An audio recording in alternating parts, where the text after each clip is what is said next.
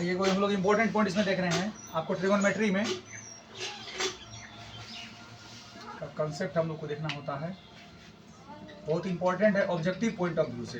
ठीक है जी। पहला इसमें होता है कि थीटा के मान में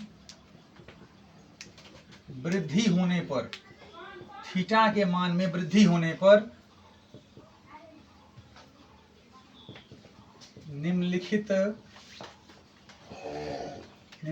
के मानों में वृद्धि होता है।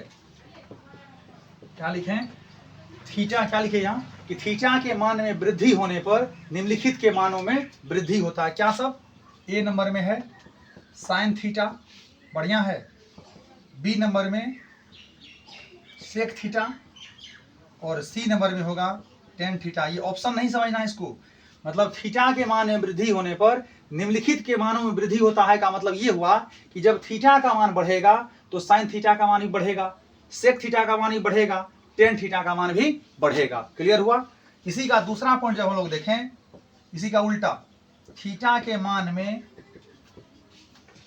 वृद्धि होने पर, थीटा के मान में वृद्धि होने पर निम्नलिखित के मानों में कमी होता है, कमी होता है। इसको ध्यान रखना अच्छे से। थीटा के मान में वृद्धि होने पर निम्नलिखित के मानों में कमी होता है। क्या सब जी? Triple C cos theta, B में कॉट थीटा और सी में कोसेक थीटा। यानी क्लियर ये हुआ ऑब्जेक्टिव पॉइंट ऑफ व्यू से। आप मान सारणी भी चेक कर सकते हो। देखना, जैसे आप 0 डिग्री, 30 डिग्री, 45 डिग्री करोगे तो साइन थीटा का मान, सेक थीटा का मान, टेन थीटा का मान भी चेंज होता जाएगा।